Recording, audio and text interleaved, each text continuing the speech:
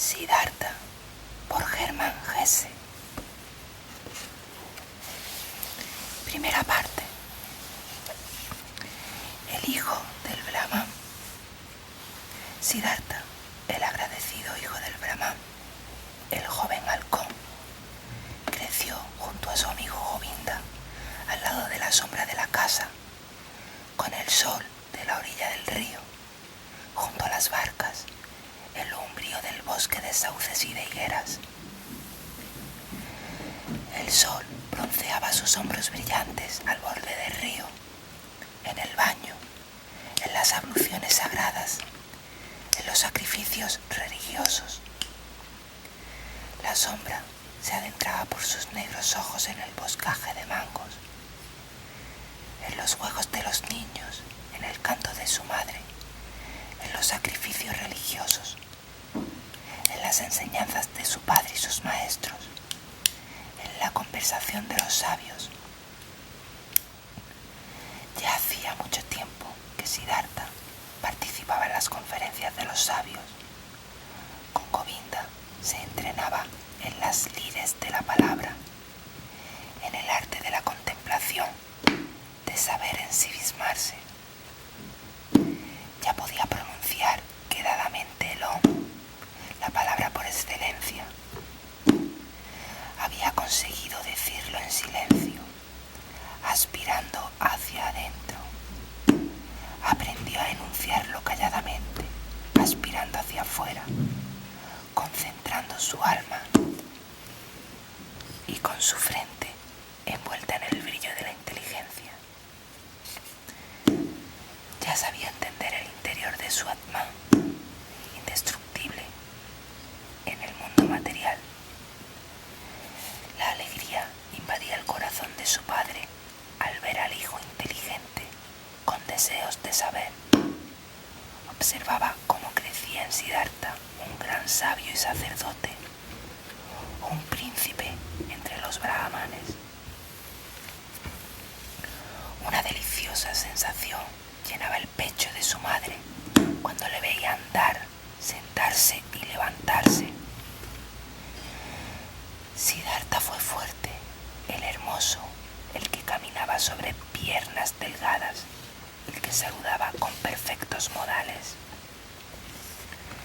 El corazón de las hijas de los brahmanes rebosaba amor cuando Siddhartha paseaba por las callejuelas de la ciudad, con la frente iluminada, con mirada real, con caderas estrechas. Pero Govinda era el que más amaba a Siddhartha, su amigo, el hijo del Brahman. Sentía afecto por la mirada de Siddhartha y por su cálida voz. Gustaba de su manera de andar y de sus armoniosos movimientos. Apreciaba todo lo que Siddhartha hacía y decía, pero lo que veneraba más era su inteligencia, sus altos pensamientos ardientes, su férrea voluntad y su vocación sublime. Govinda lo presentía.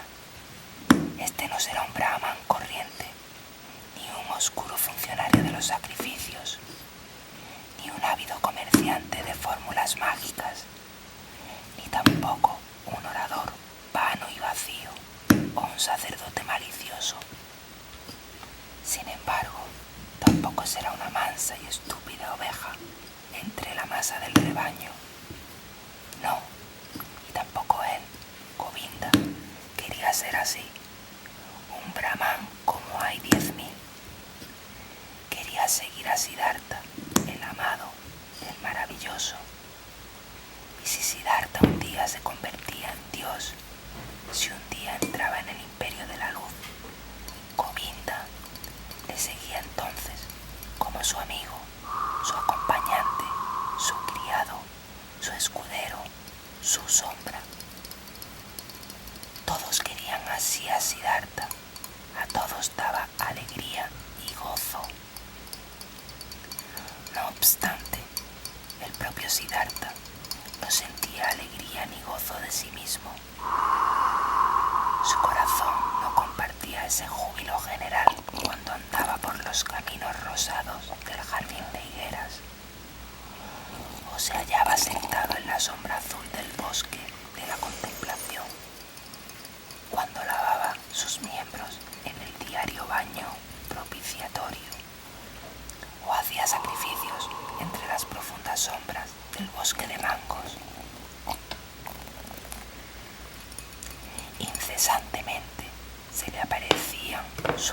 pensamientos en que veía la corriente del río, el brillo de las estrellas nocturnas, el resplandor del sol.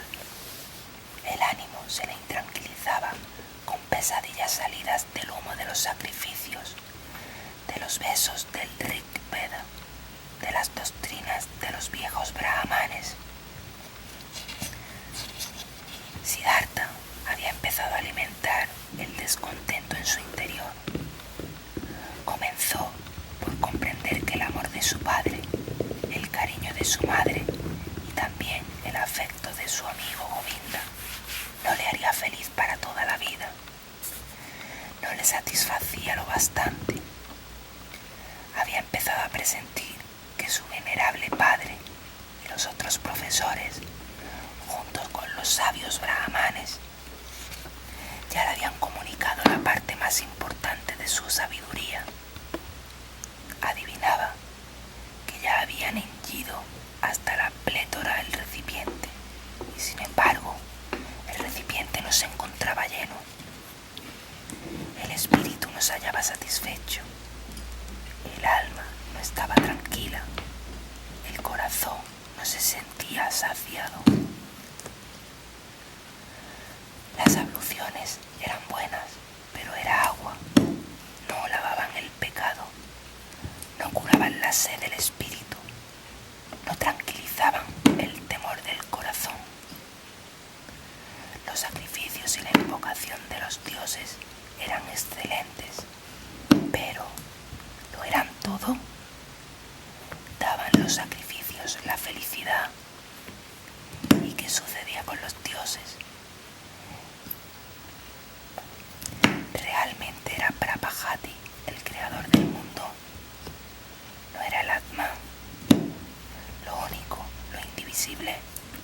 ¿Acaso los dioses no eran unos seres creados como yo y como tú, súbditos del tiempo, pasajeros? ¿Tenía sentido, entonces, ofrecer sacrificios a los dioses? ¿A quién más se debía ofrecer sacrificio y mostrar devoción que no fuera al único, al Atman? ¿Y dónde se podía encontrarle a Atman? ¿Dónde vivía? ¿Dónde latía su corazón eterno? ¿Dónde sino en el propio yo, en nuestro interior, en lo indestructible que cada uno lleva dentro de sí? Pero ¿dónde se hallaba este yo, este interior, este último? No es carne ni es hueso, no es pensamiento ni conciencia. Así lo enseñan los grandes sabios. Entonces, ¿dónde se encontraba? Existía otro camino para llegar al yo, al Atman, un camino que valía la pena buscar. Pero nadie enseña ese camino, nadie lo conocía, ni el Padre, ni los profesores y los sabios, ni los sagrados gritos de los sacrificios. Todo lo sabían los brahmanes, y sus libros religiosos lo conocían todo. Se habían preocupado de todo lo referente a la creación del mundo, al origen de la oración, de los elementos, de la aspiración, de la expiración, a los órdenes de los sentidos, a los hechos de los dioses. Sabían infinidad de cosas, pero ¿tenía algún valor saber todo eso si se desconocía al uno, al único, al más importante, al únicamente importante? Ciertamente, muchos versos de los libros sagrados, sobre todo los Upanishads de Samaveda, hablaban de este interior y último. Maravillosos versos. Tu alma es el mundo entero, se leía allí, y escrito está que el hombre, mientras duerme, durante el sueño profundo, entra en su propio interior y vive en el Atman. Qué maravillosa sabiduría entrañaban esos versos. Todo el conocimiento de los grandes sabios que habían reunido en estas palabras mágicas, puras como la miel de abeja. No, no se debía menospreciar los enormes conocimientos que aquí se guardaban, reunidos por innumerables generaciones de sabios y penitentes que habían logrado no vivirlo. Donde se encontraba el experto que era capaz de retener el Atman desde el sueño hasta el despertar, durante la vida, con cada paso, palabra o hecho. Siddhartha conocía a muchos brahmanes venerables, sobre todo a su padre, el puro, el sabio, el más reverenciado. Su padre era digno de admiración. Su comportamiento resultaba sosegado y noble. Su vida era pura, su palabra sabia, los pensamientos de su frente delicados y aristocráticos. Pero él, que sabía tanto, vivía en la bienaventuranza, tenía paz. ¿Acaso no era también uno de los que buscan siempre sedientos? No necesitaba beber continuamente en las fuentes sagradas, en los sacrificios, en los libros, en los diálogos con los brahmanes, porque él, que era irreprochable, tenía que lavar diariamente sus pecados, esforzarse cada día en la purificación, repetirla cotidianamente. No estaba el Atman con él, no fluía la primera fuente de su propio corazón. Esa primera fuente tenía que encontrarse en el propio yo. Era necesario poseerla. Todo lo restante era una simple búsqueda, un rodeo, un desvarío. Tales eran los pensamientos de Siddhartha. Ese era su ser, su sufrimiento. A menudo profundizaba las palabras de Om Chandogya Upanishad. Quizá el nombre del Brahman sea Satyam. Quien lo sabe con certeza entra diariamente en el mundo celestial. Siddhartha parecía estar a menudo cerca del mundo celeste, pero nunca lo había alcanzado completamente. Jamás había saciado la última sed. Tampoco ninguno de todos los más sabios que Siddhartha conociera y de cuyas enseñanzas disfrutó había conseguido ese mundo celestial que apaga la sed eterna para siempre. Govinda, dijo Siddhartha a su amigo, Govinda, ven conmigo a la higuera de los banianos. Tenemos que practicar el arte de la meditación. Se fueron a la higuera de los banianos. Se sentaron. Aquí Siddhartha y 20 pasos más allá Govinda, acomodado y dispuesto a decir el Om. Siddhartha repitió el verso murmurando: Om es el arco, la flecha es el alma, la meta de la flecha es el Brahman, al que sin cesar se debe alcanzar. Cuando había pasado el tiempo acostumbrado para el ejercicio del arte de ensimismarse, Govinda se levantó. Se había hecho tarde. Ya era la hora de efectuar la ablución de la noche. Llamó a Siddhartha por su nombre. Siddhartha no contestó. Siddhartha se hallaba sentado, con la mirada fija en una meta lejana, con la punta de la lengua saliendo un poco entre los dientes. Parecía que no respiraba. Así sentado, logrado el arte de ensimismarse, pensaba en el Om. Enviaba su alma como una flecha hacia el Brahman. Un día, por la ciudad de Siddhartha, pasaron unos samanas, ascetas, peregrinos. Eran 3 hombres enjutos y apagados, ni viejos ni jóvenes, con hombros ensangrentados y llenos de polvo, casi desnudos, quemados por el sol, rodeados de soledad, forasteros y enemigos del mundo, extraños y flacos chacales en un reino de hombres. Tras ellos venía un ardiente hálito de silenciosa pasión, de servicio destructivo, de despersonalización implacable.